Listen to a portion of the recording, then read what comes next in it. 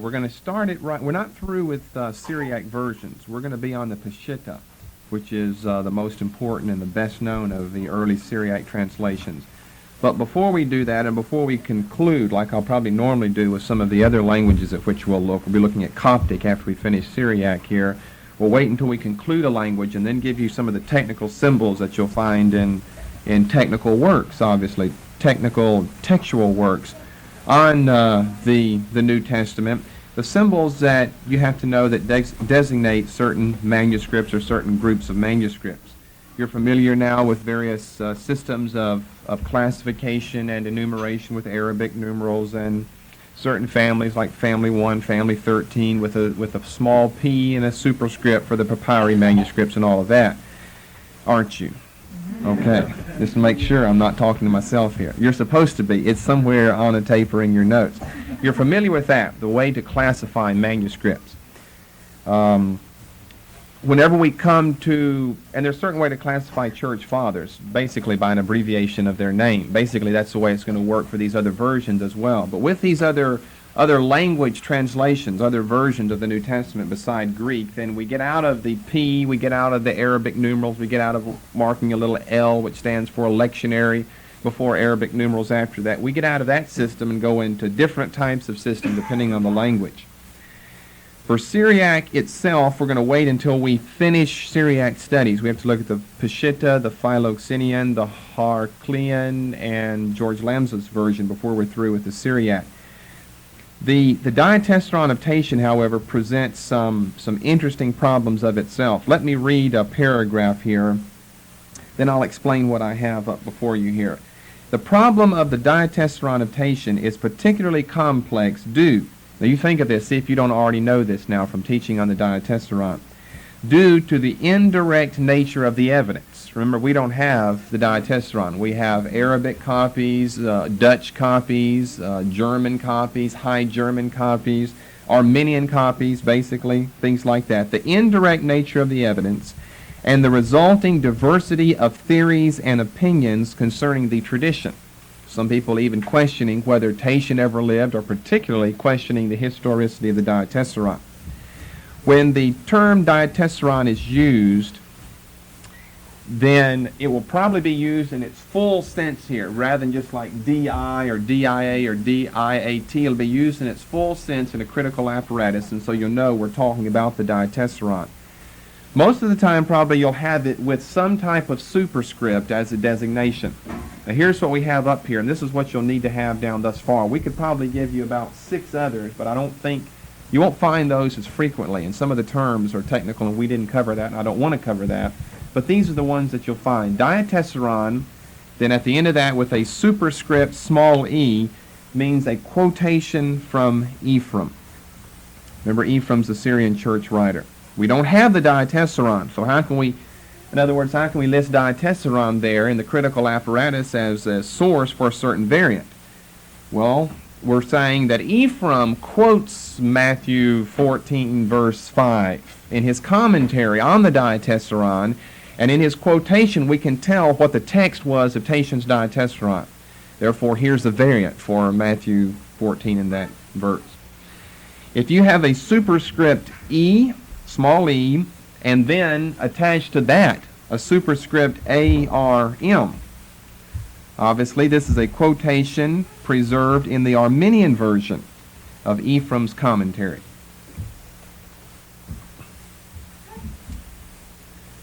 And then if you have E superscript with another small superscript, SYR, that means a quotation. All of this is by Ephraim, of course, hence the E, preserved in the Syriac text of Ephraim's commentary. Remember, the Syriac has recently been discovered.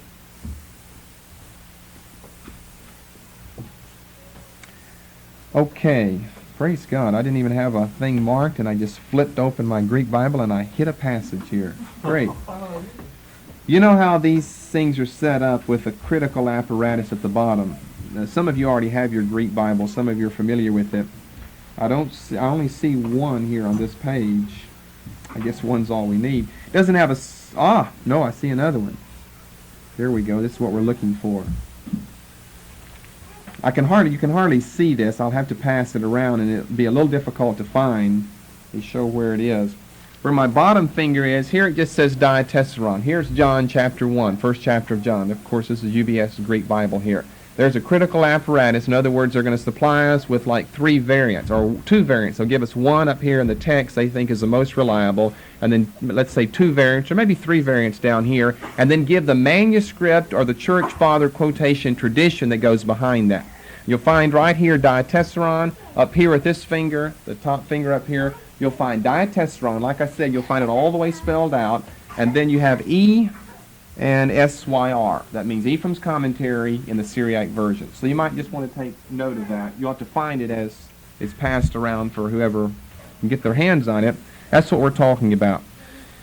You can tell reading just that. I happen to pick a good chapter there because the critical apparatus at the bottom of whatever, we got 5 or 6 verses there is huge. Sometimes you just find a little bit down there, and that's about half of a page just of the critical apparatus.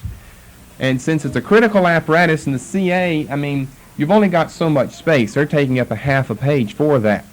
And so everything basically has to be abbreviated or some code system in order to understand what's going on. Diatessaron, they just spell out, in full. You don't want to confuse it with the name of a church father or something, and then they start abbreviating at the end of it. And there are other symbols that would go at the end of diatessaron that I didn't really instruct you in too much, and I don't guess we really need to. But for instance, you might have, a little letter like a D afterwards that would stand for Dutch or something like that, or maybe an A afterwards that would stand for Arminian. So you could kind of work that back into your notes. The reason we're doing that right now, looking at the technical symbols for the diatessaron, is because of what I just read, that it's extremely difficult. It's kind of unique among the other versions because of all of the confusion surrounding it. So that is the diatessaron. That doesn't take care of anything in Syriac. For instance, old Syriac Gospels, the Curtonian manuscript and the Sinaitic manuscript. We'll cover that later on whenever we get to the end of Syriac translations. Okay, with that little introduction, or conclusion really, introduction to tonight, but conclusion to the last teaching on the diatessaron, we begin the most important and the best known of Syriac translations, and that is the Peshitta. That is the Peshitta.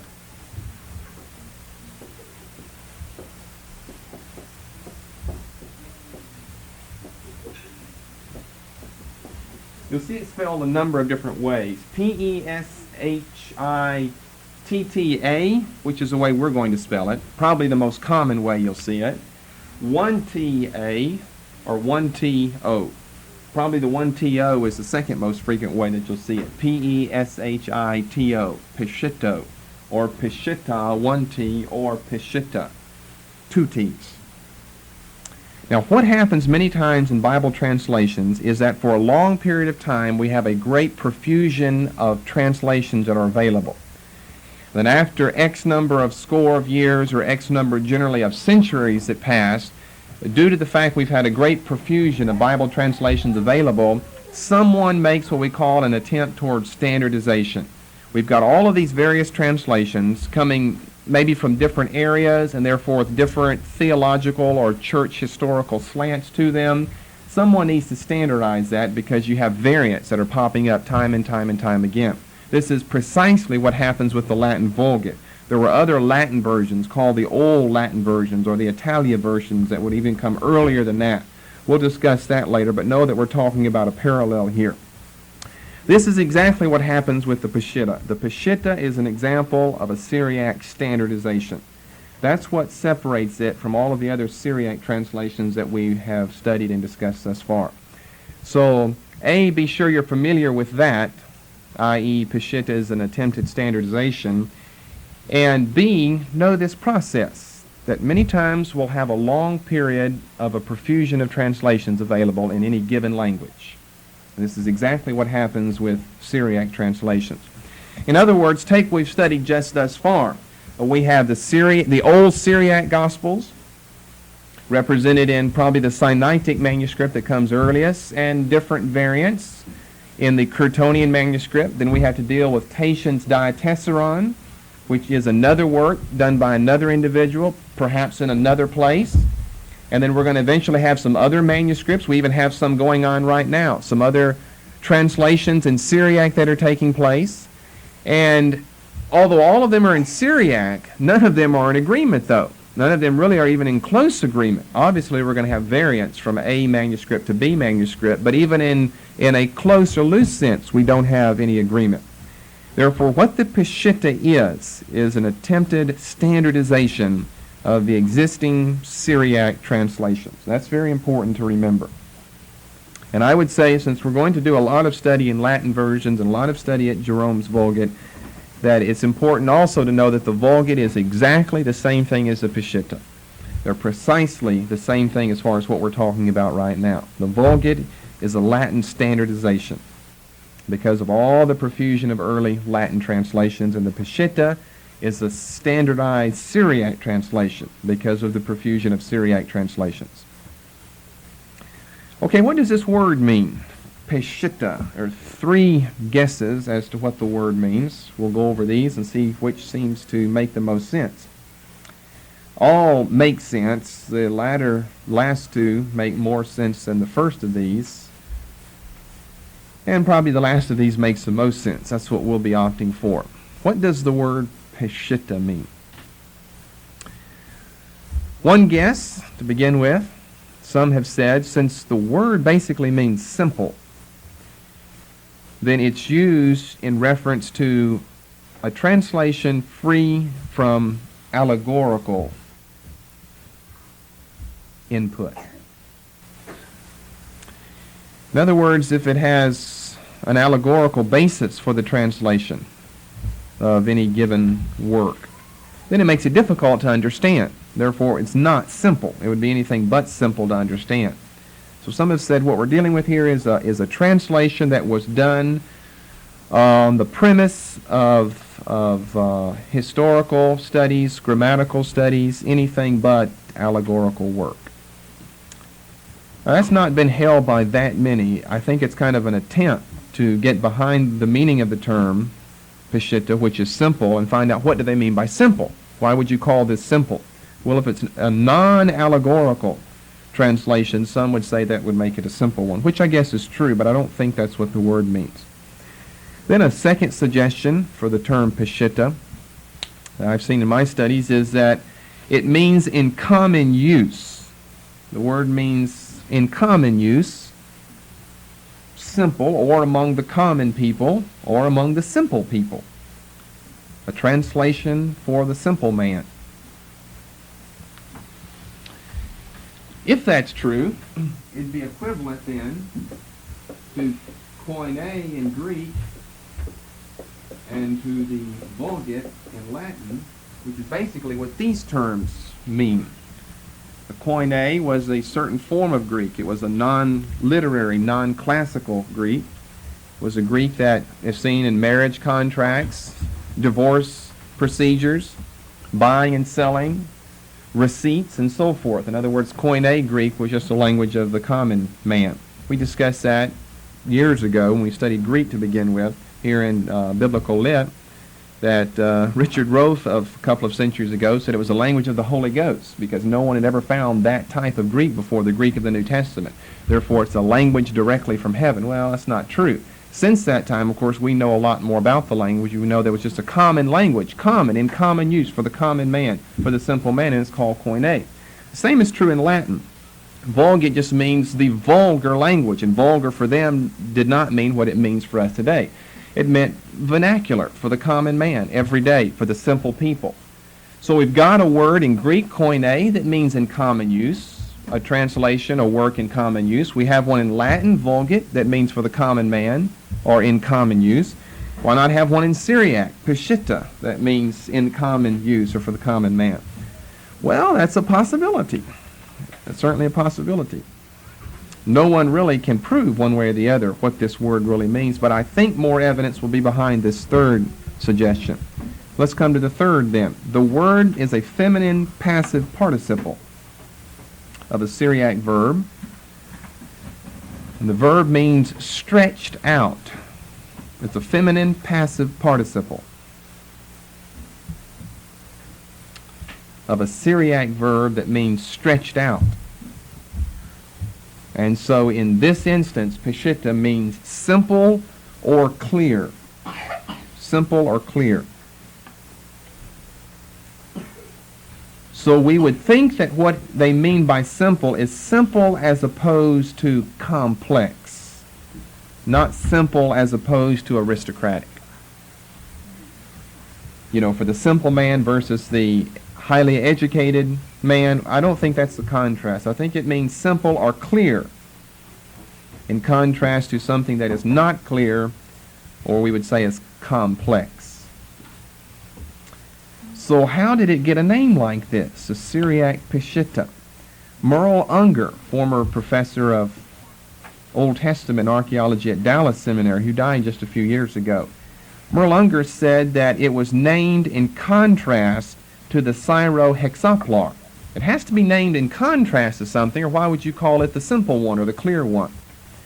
This is a fairly good suggestion. Unger said that it's named Peshitta. This translation is named Peshitta in contrast to the complex system of symbols found in the Syro-Hexaplar. Now, do you remember what the Syro-Hexaplar is? You remember what Origen's great hexapla is? Okay.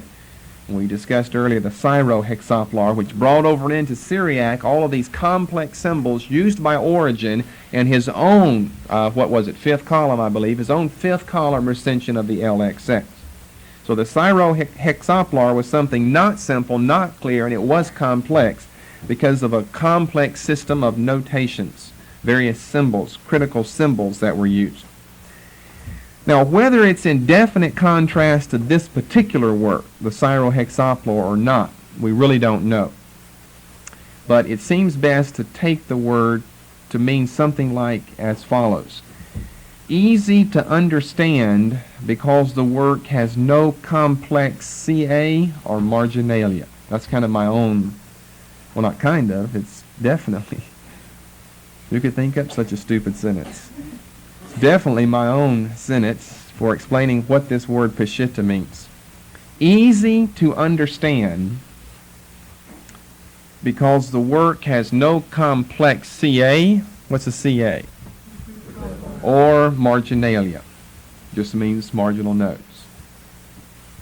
See, that's exactly what the Syro-Hexaplar has. Not so much a CA, but extensive marginalia. So we don't know if it's in direct contrast and definite contrast, the Peshitta on one hand to the Syro-Hexaplar on another. We just know it's the Peshitta against something, maybe several things, maybe several works that the writers of the Peshitta were familiar with in their day and time that had a complex CA and additional marginalia as well. Therefore, that seems to be the origin for this term Peshitta. We'd have to start there. Where do we get this term Peshitta? Sounds like someone's dog or something. Where do you get this name Peshitta? What actually does that mean? This seems to be what it means. A translation, a version that's easy to understand, has no CA, has no complex technical textual signs or symbols in the margin, so no marginalia. The name Peshitta only dates back to about 903. It's the earliest reference that has been uncovered for that name, Peshitta. So, we're not talking about the 10th century, though. I mean, we're talking about that for the name. The translation goes back much earlier. Translation goes back to maybe the 5th century. Who invented this name? We have no idea. Where it was invented? No idea. We do know where it appears in 903 AD, but that doesn't mean that that man invented it, though. Probably it was in use by then. But it must be fairly frequent, or fairly recent, rather, or it would have appeared a lot earlier. Okay, that's kind of the introduction to the Peshitta. I hope to be able to finish this tonight. We have a lot of material to look at. Let's go into the history of this Syriac translation. Up until the beginning of this century, the Peshitta was felt to be the oldest of all Syriac translations. Now, I've mentioned that before, but since we're now on the Peshitta, I need to mention it again. Up until the 20th century, the beginning of this century, the Peshitta was felt to be the oldest of all Syriac translations. Therefore, if it's the oldest of all Syriac translations, And we know from other sources that Syriac happens to be the earliest receptor language for New Testament translation. Then what would be the conclusion? That would make the Peshitta the first translation of the New Testament. First translation. We know Syriac is the earliest receptor language for New Testament translation. But of course, we've already shown by looking at old Syriac manuscripts in the Gospels, Curtonian and Sinaitic, and by looking at Tatian's Diatessaron, preserved now in this little 4-inch by 4-inch Greek fragment discovered at Dura on the Euphrates, and the Armenian, Arabic, Dutch, High German, and all these other languages that we've looked at, and particularly in Ephraim's commentary, particularly in the Syriac, 3/5 of which is now available. This consensus of opinion among both conservative and liberal scholars was shattered by F.C. Burkitt. We've mentioned his name many times. He's the chief name in Syriac studies. Professor, I didn't bring all the material about him because he's not that well known. What I did say about Burkitt before, I don't know a lot about the man, but I know this. What I did say about him before is he's one who liked to pick off the beaten path topics of early Christianity to study. No one studies Syriac translations. I mean, they're into systematic theology or eschatology or the atonement or the communion or everybody likes to talk about baptism. Everybody writes on which way or in whose name to baptize, but Syriac studies, who knows anything about Syriac? So Burkitt decided this is what he'd make his lifetime study. So more to you, Professor Burkitt. We're glad you did it for us because it's not an interesting area, really. What are we on it then if it's not interesting? Well, we've got to look at it anyway, whether it's interesting or not. F.C. Burkitt, I think he must have died like in the 1930s, something like that. I could be wrong on that, but end of last century, I think more like the first quarter of this century. He published a work in 1901 that challenged this consensus of opinion of the Peshitta being the earliest Syriac, therefore the earliest New Testament translation. And here's what he did. Here's how he challenged that. He went through the commentaries. Now this is going to be interesting here. He went through the commentaries of Ephraim. They were available in Latin and Armenian, remember, by that time. Been published in Latin and Armenian, not available in Syriac then. And he discovered that his quotations from the New Testament did not come from the Peshitta, but they came from something else. Of course, we know what that something else is now. What is that something else? Diatessaron. His quotations were coming from the Diatessaron.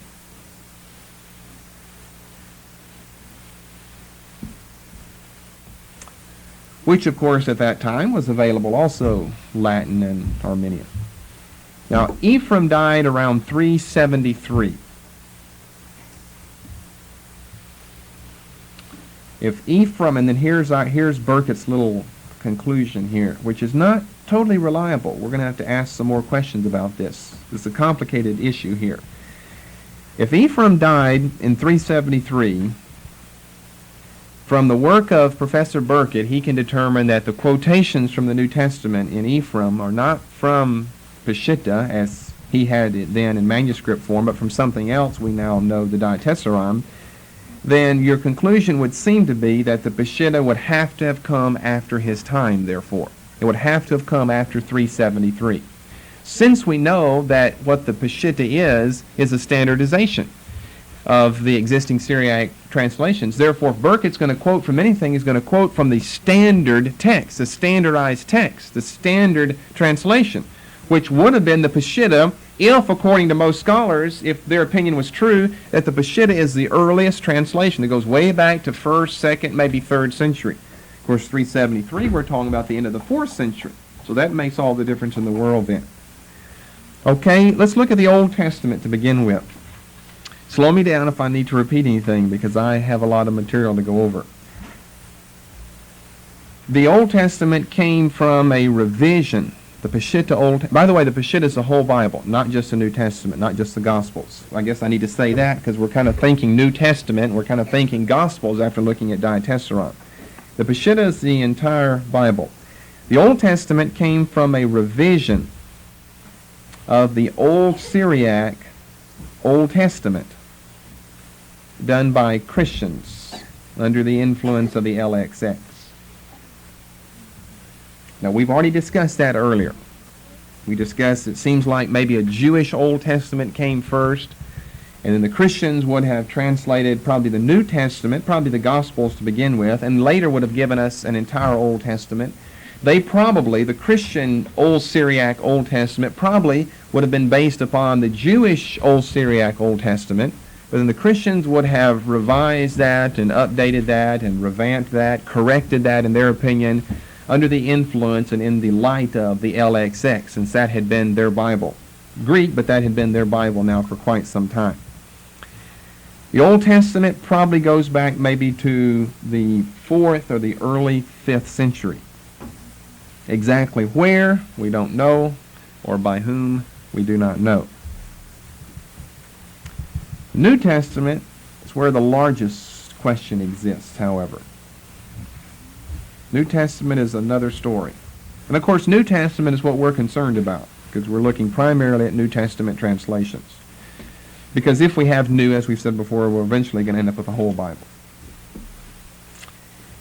Burkitt said that the New Testament was done by the Bishop of Edessa, one Rabula. Rabula will probably be the most important name now until we get through this evening. R-A-B-B-U-L-A.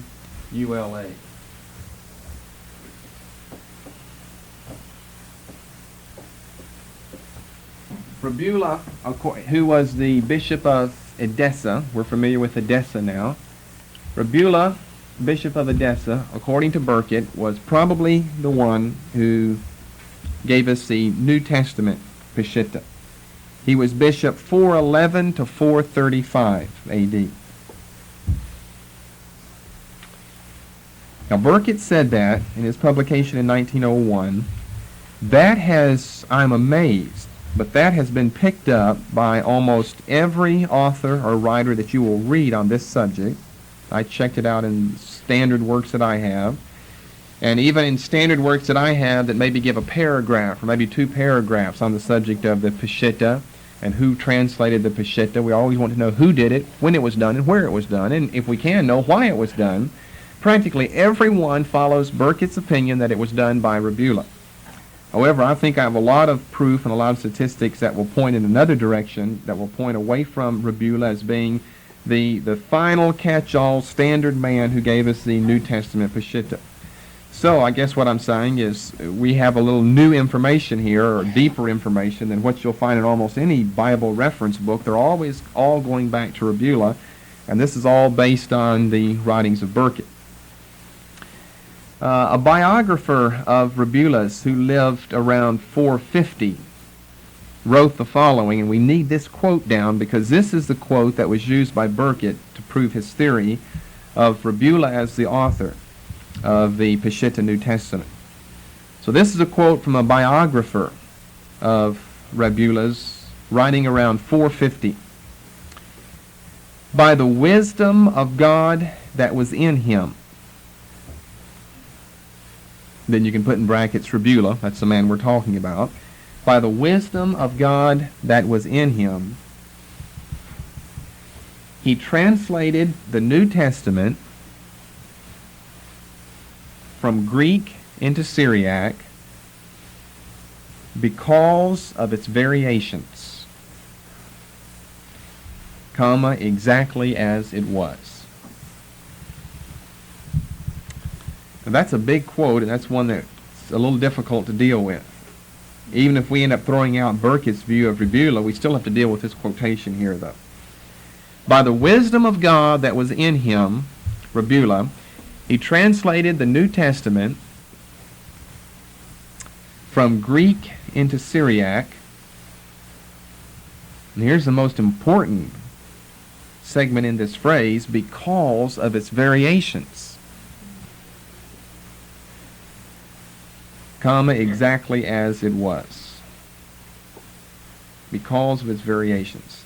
Now, a superficial look at this quotation from his biographer. We see that Rabula is praised evidently as a wise man, which must mean that he would be skilled in the process of translation. He would have to know Greek and Syriac. He translated the New Testament That's what we're talking about. No one gives him credit for doing the old. He does it from Greek into Syriac, giving us, therefore, according to Burkitt's opinion, the Peshitta, because of its variations. Okay, its.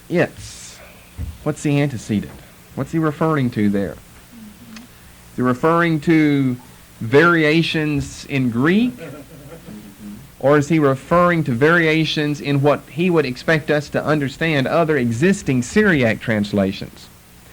Now, if it's let's say if it's the former. If it's the former, then all we're having here is a statement that tells us Rabula is not quite satisfied with the rendering of certain Greek terms or phrases in Syriac, and he's going to improve on that. Okay, that's what we're talking about there. If the Greek is the antecedent to its variations. If Syriac is the antecedent, then we have our perfect standard view here of a standardization of the text known as a Peshitta. In other words, he knows that he expects us to understand as well that other Syriac translations are existing in his day, and they all have different variants. And therefore, he is going to standardize the text, thus giving us the Peshitta, by going back to what he would have at his disposal, the best manuscripts, and render from Greek, maybe through Syriac, maybe, of course, in comparison to some other Syriac translations, a Syriac New Testament. Now, others before Burkitt had seen this phrase, never had really known what to do with it, never had made an immediate connection between the new and true. This whole thing, Burkitt seemed to be right in pointing us away from the Peshitta as being the earliest New Testament translation, therefore the earliest Syriac translation. That, of course, does not seem to be true. That goes back to Syriac, but to the old Syriac Gospels, to Tatian's Diatessaron, to maybe other translations, definitely other translations going on at that same time, but definitely not to the Peshitta. That's one thing Burkitt is striving in his writing to prove, and I think that he does. But then in dealing with the Peshitta, since that was a favorite translation of everyone thus far in Syriac, he's trying to answer the question of its origin. Who gave us the New Testament in the Peshitta translation? He says Rabula. That may not be true. Why? Let's start looking at some problems with Professor Burkitt's view here, which will try to give us an understanding of the origins of the Peshitta. Okay, I've got it listed by what? 1, 2, 3 points, so we better stay point by point since it's rather difficult. Okay, number 1, some problems here. We'll kind of sum some things up and mesh some things together. Problems with Burkitt's view of Rabula being the author of the New Testament Peshitta, at the same time kind of answering some other questions about the origin, dates and authors of the Peshitta. Okay, in the first place, the claim is that Rabula produced this New Testament. And I think the claim is based on 2 premises. One of these is mentioned in the quotation of his biographer. One of these is not. We'll take a look at both of them. The first we've already basically discussed. I think the claim of Rabula being the author of the Peshitta New Testament is based on 2 premises. First of all, because of the variations, or really as we read, because of its variations. Rabula is one who translates something, somewhere, at some time, for some reason, and his biographer tells us it's for the reason of variations. Okay, we've just gone through that. We don't have to go through that again. We don't really know what he's talking about by variations there, in Greek or in Syriac. If it's in Syriac, then are we talking about a standardization? Of course, just because we take Syriac as the antecedent to its there, doesn't mean we're talking about a standardization of the Peshitta. Maybe he's just doing something local, something private, something individual, something for his church, for his diocese, for his community or something. That still would not immediately link it over to the Peshitta. I'll say more about that later. Secondly, another premise that is the origin for claiming that Rabula is the author is the situation of the Diatessaron. Now, sometimes I don't think some scholars have noticed this connection. I think there's some type of connection here we need to look at. And they're making too much of situations that maybe really don't exist, so there's no way we can prove it. It's just hypothetical. It's pure presumption.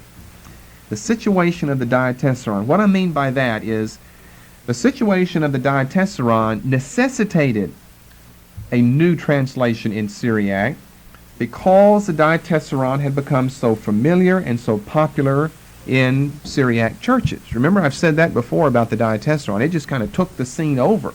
Took it over from the old Syriac Gospels. Took it over from the separated ones. Remember, that was a technical term. Some Gospels were separated ones. Tatian's diatessaron was not a separated one. It was one supposed to be harmonious narrative of the events of the life and ministry of Christ. So you say, well, the diatessaron has become really popular among churches, among people, maybe among churchmen in Syria. What's the problem with that? Two problems with the popularity of the diatessaron. Number one, its artificial arrangement, I think, would have given some people a problem. Its artificial arrangement, a means of collation. It omits and duplicates material in the Gospels. It has, of course, a particular problem in the area of omission. The duplication area doesn't seem to be a significant thing as far as the diatessaron is concerned. Maybe we mentioned that before as well. I can't remember what I've said, what I'm supposed to say, and what I'm not supposed to say until next time. Artificial arrangement.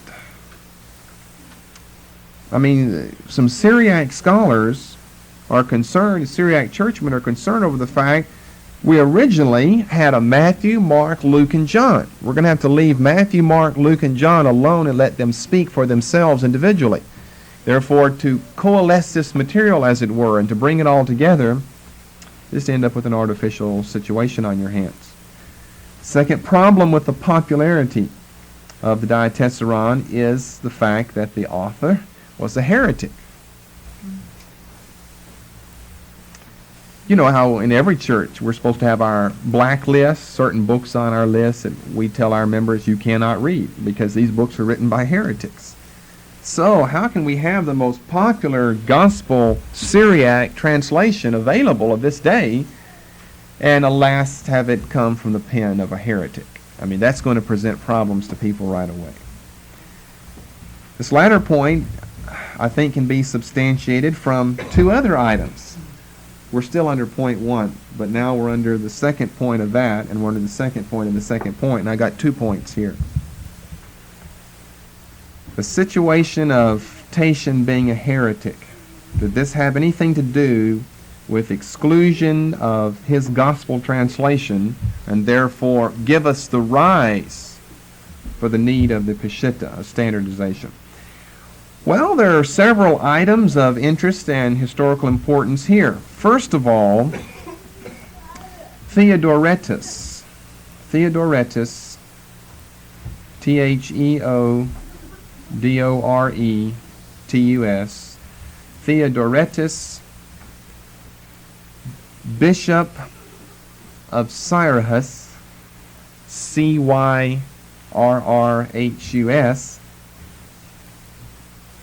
which was a city near the Euphrates over in Syria. Theodoretus, Bishop of Cyrrhus near the Euphrates, from 423 to 457, said that he collected 200 copies of the diatessaron from his diocese and had them burned.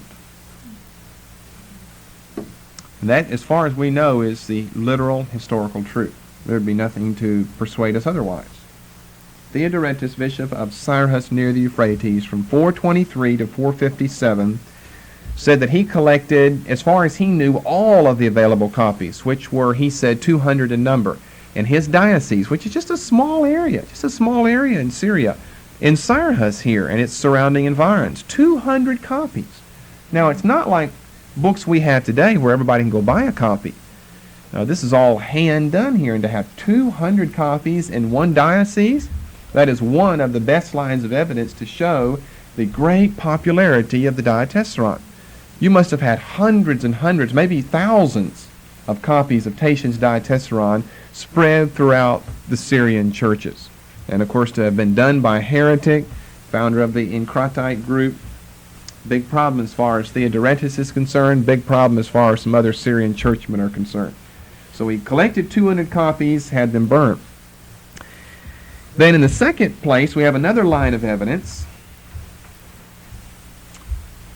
Part of its evidence, part of it is presumption based upon the evidence. Let me give you the presumption first. Some scholars, Burkitt being the first of those, then reasoned if Theodoretus did this, living in the first half of the 5th century A.D., then why would not Rabula have done this as well, living in the same period of time, in the same general area in Syria, living in the first half of the 5th century A.D.? So you kind of go from this definite reality of Theodoretus to reason that Rabula must have done something similar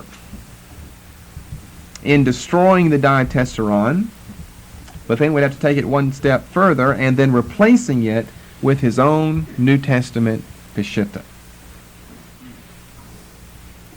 Now, here's where it seems like that their case is proven then. I go back to the quote of his biographer, by the wisdom of God that was in him, he translated the New Testament from Greek into Syriac because of its variations. Well, not taking into consideration the subject of variations there, why did he do that? Well, some people reason, look what Theodoretus did.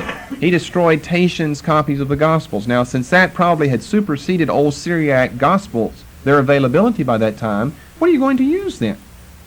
Where will be your gospel material? They have to read the Gospels. They're on a lectionary cycle in Syria like they are everywhere else. You're on this lectionary cycle of having to read a certain amount of material from the Gospels every Sunday or every other Sunday to keep up your cycle that year. What's going to be your source material then? Where's your source book? You're destroying your available gospel material. We don't have them probably in separated form anymore. We have them here in Tatian's Diatessaron. And so if Theodoretus did that, maybe Rabula did that. If Rabula did that, we already have this quote from his biographer, that must mean that Rabula then replaced that or supplanted that after destroying whichever ones he found with his own New Testament Peshitta. And then, along with that, which seems to be true thus far, here's another quote that you have to have from his time. The presbyters and deacons, this is from the writings of Rabula that are extant in Syriac. The presbyters and deacons shall see to it that in all the churches a copy of the gospel of the separated ones shall be available and read. The presbyters and deacons shall see to it. He's writing, in other words, he is the bishop. Rabula is the bishop of Edessa. So he's writing to all of his under-lieutenants religiously, as it were.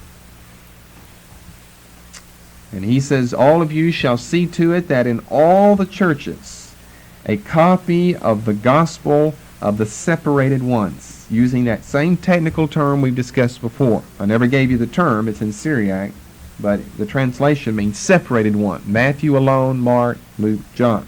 Or Matthew, Mark, John, Luke, whichever.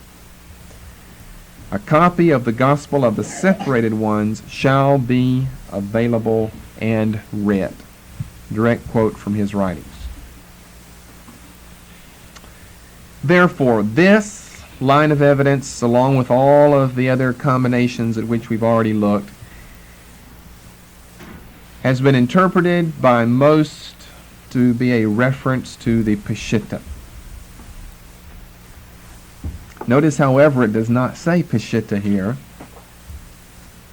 Notice it does not say the whole New Testament. He's obviously particularly concerned about the Gospels. Okay, so there's the first point in our problem. The claim that Rabula produced the New Testament Peshitta is based on two premises. Because of the variations, he had to do this because of the situation of Tatian's Diatessaron, he had to do this. It was artificially arranged, and it was written by a heretic, and therefore has heretical tendencies, ascetic, encretite tendencies in it. And then we gave you substantiation for that last point. You following all of this thus far? He worked through this in a very methodical fashion here and come up with an interesting situation. There's our first point. Let's come to our second point here under our problem of this method of interpretation. Several centuries after Rabula's date,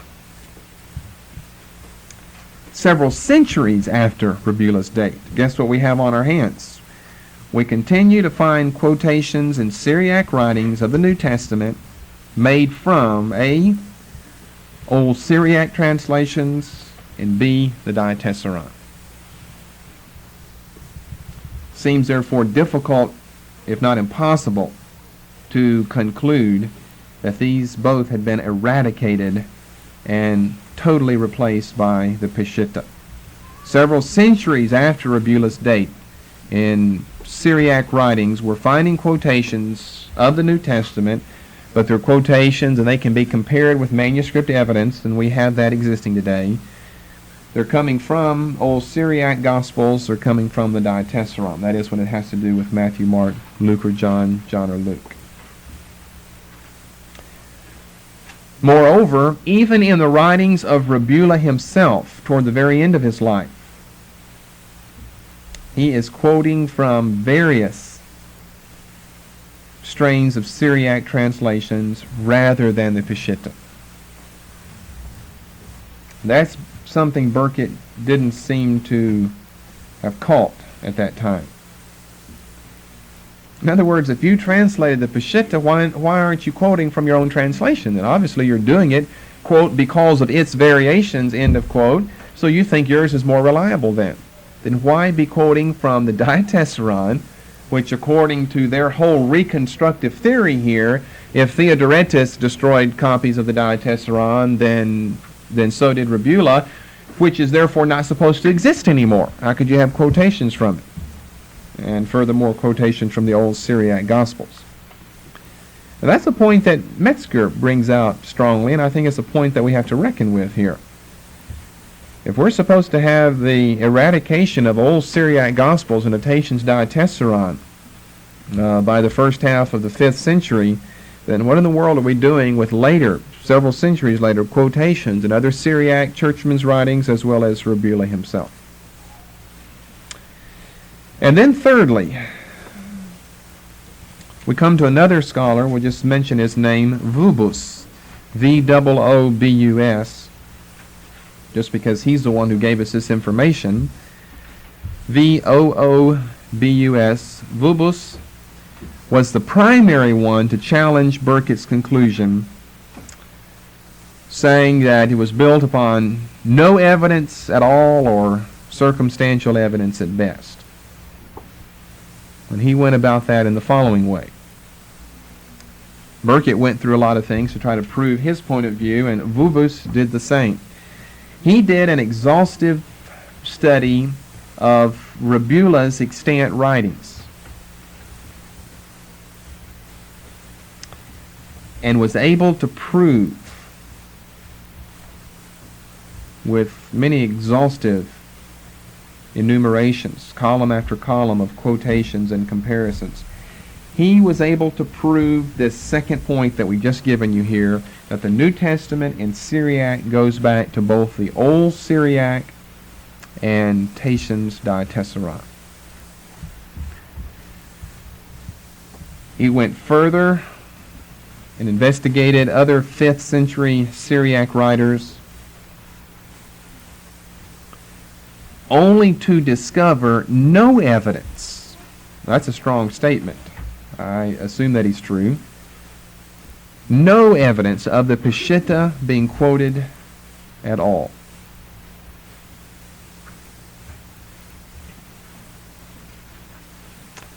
So he researched the writings of Rabula.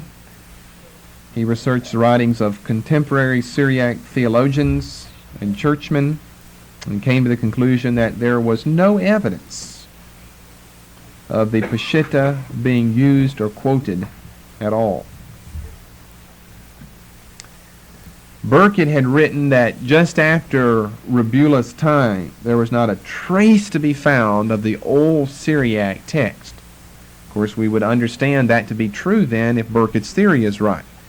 If the Peshitta is a standardization translation, which we believe that it is, and it was done by him on X day and X month of X year at X place, then after it would have come on the scene, it would have probably spread widely because it's a standardized text, and not only the Diatessaron, but the old Syriac Gospels would have just passed off the scene. So Burkitt concluded correctly, if his premise is correct, that after Rebula's time there was not a trace to be found of the old Syriac text. However, Vubus proves this to be totally wrong. We find after the time of Rebula, we're talking about the end of the 5th century and the 6th century onwardly, quotations in Syriac writings, both from the old Syriac Gospels as well as Tatian's Diatessaron.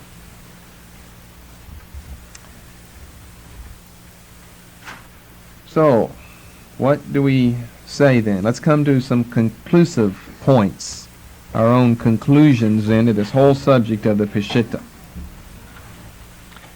First of all, I'll say it's very important to know something about the origins of the Peshitta, because it's the most important Syriac translation. It exists down to this day, used in Syriac churches. So we're going to have to come to some type of conclusive point, or points plural, concerning Vubus and his theory and Burkitt and his.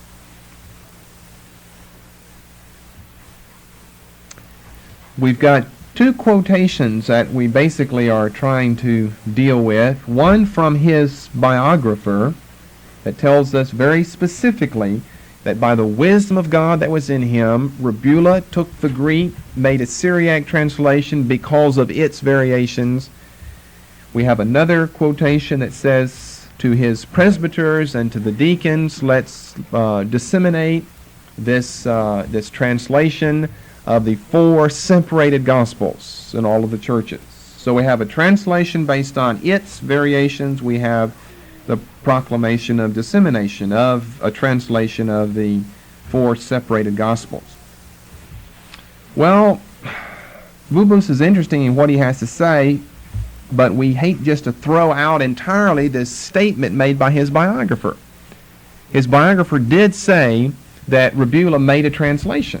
There's no doubt about that. He made a translation from Greek into Syriac because of its variations. There's no doubt about that, so you hate just to throw that out entirely. But notice that in the quotation it says nothing about the Peshitta. It says nothing about the extent of the translation. Whole Bible, New Testament, separated Gospels. See, maybe it was separated Gospels, since that's what he goes on to recommend the dissemination of in his own diocese by means of his communication to the presbyters and to the deacons. Furthermore, we also would still have the problem of the antecedent of its. It's just not explanatory enough to come to a conclusion just based on that Rebula is the author of the New Testament Peshitta. But we've got to deal with the statement made by his biographer. We can't just say, okay, Burkitt said from this quotation that because his biographer said he made a translation from Greek to Syriac because of its variations, that means he wrote the New Testament Peshitta.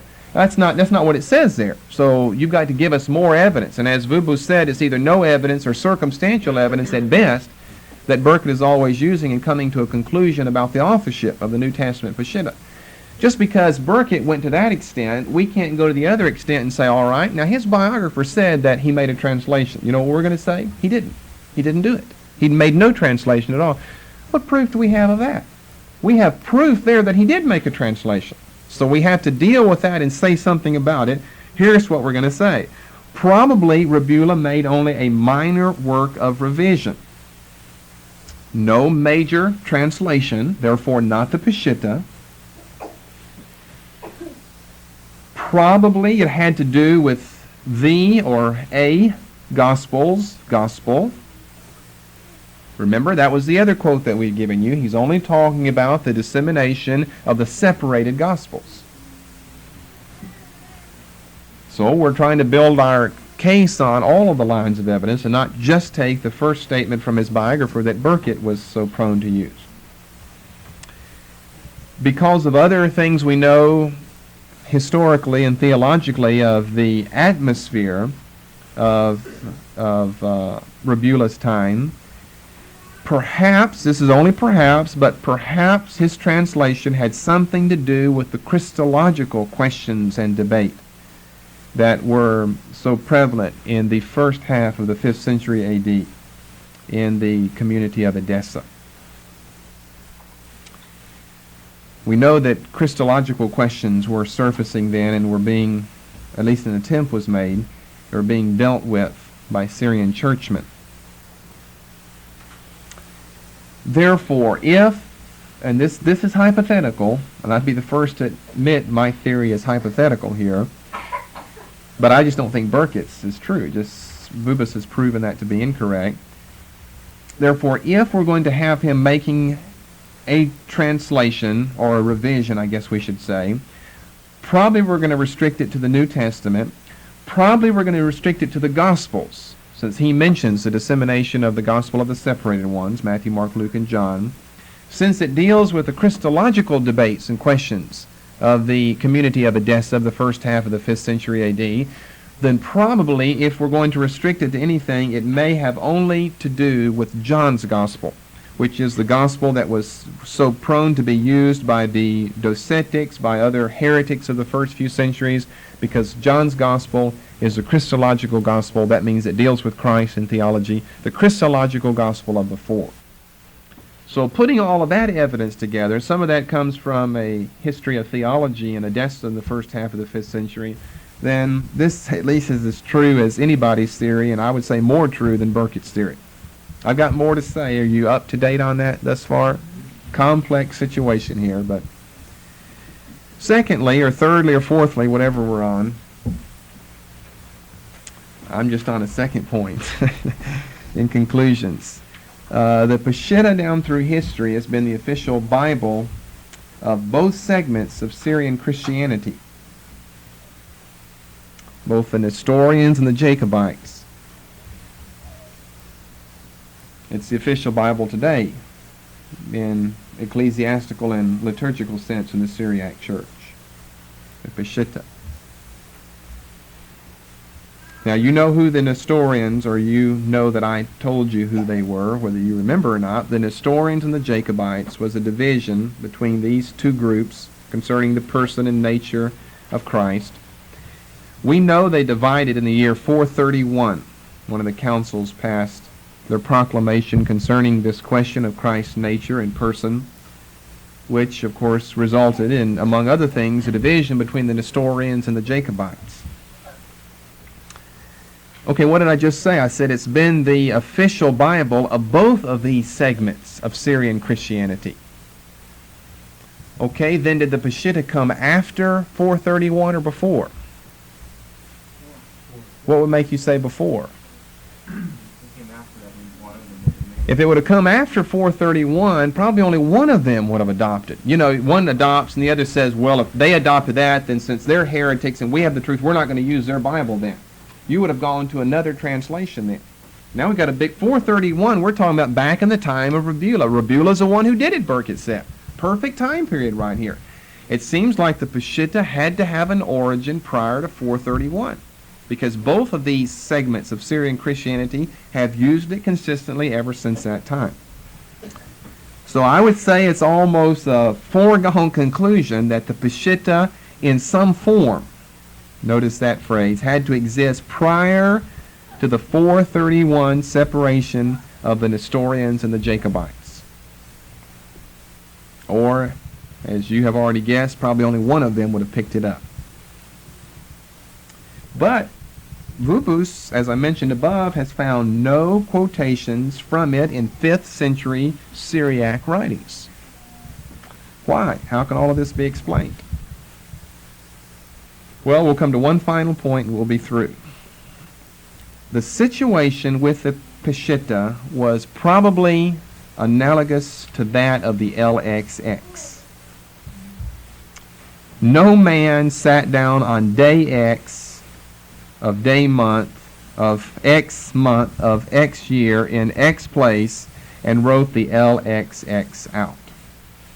So that's a popular misconception of lay people. You talk about the Septuagint, they say, yeah, that was done about 250 BC, and 70 scholars from Jerusalem came and translated it in 70 days. That's pure myth there. That comes from the letter of Aratus that we've mentioned before. It was over a process of years, from 250 maybe down to 150 or 100 BC.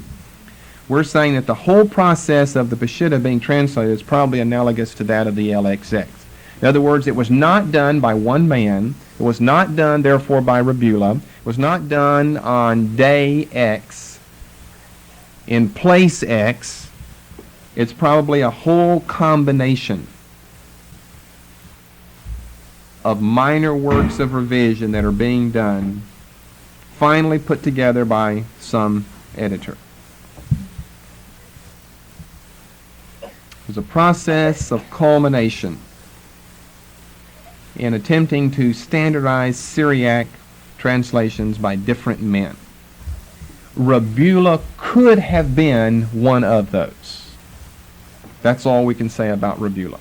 He could have been one of those.